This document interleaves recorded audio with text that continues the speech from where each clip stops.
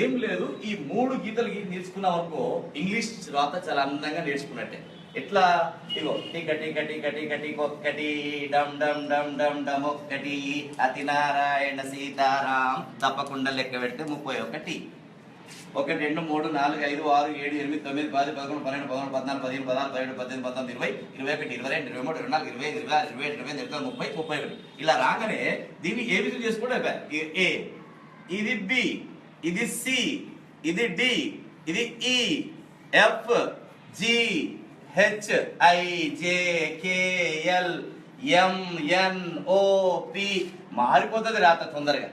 ఏ ఒక్కటి బాగా నేర్చుకున్నాం అనుకోండి, ఏ చాలా చిక్కుడు గింజ ఆకారంలో నేర్చుకోవాలి. నేర్చుకున్న తర్వాత ఇట్లా అంటే పి అవుతుంది, ఇటు కింద గీస్తే డి, ఇట్లా అంటే పి, ఇది క్యూ, ఇది జి, కాలి గింతే రాస్తే ఓ, ఇట్లా ఇట్లా అనుకో ఎన్, ఇది ఎం, ఇది యు, ఇది డబ్ల్యూ, ఇది హెచ్, ఇది వై, ఇది సి, ఇక్కడ నుంచి ఇంతవరకు రాస్తే సి, ఇట్లా ఇట్లా అనుకో ఈ, అక్కడ రాసి చుక్క పెడితే ఐ, ఇట్లా అంటే ఎల్, ఇది జే, దీంట్లోనే కే, దీంట్లోనే ఎస్, దీంట్లోనే ఎక్స్ రాసినాం అనుకో ఏ సన్నగా రాసి బి పెద్దగా రాయవద్దు.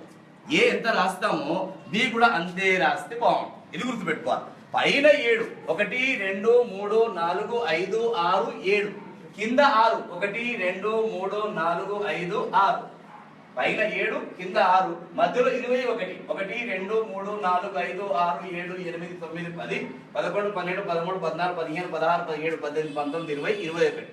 పైన ఇగో బి, ఇది డి, ఇది ఎఫ్, ఇది హెచ్, ఇది కే, ఎల్, టి.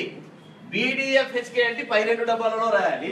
ఇగో G, J, P, Q, Y, Z, ఇవి కింది 2 డబ్బాలలో రాయాలి ఫోర్ములా కాపీలో. ఇక్కడ ఇగో A, C, E, I, M, N, O, R, S, U, V, W, X, ఇవి మధ్య డబ్బాలో రాయాలి ఫోర్ములా కాపీలో. ఇవి పై 2 డబ్బాలలో, ఇవి కింది 2 డబ్బాలలో, ఇవి మధ్య డబ్బాలో రాస్తే ఇంగ్లీష్ ఈజీగా మీరు చాలా అందంగా ఉంటుంది.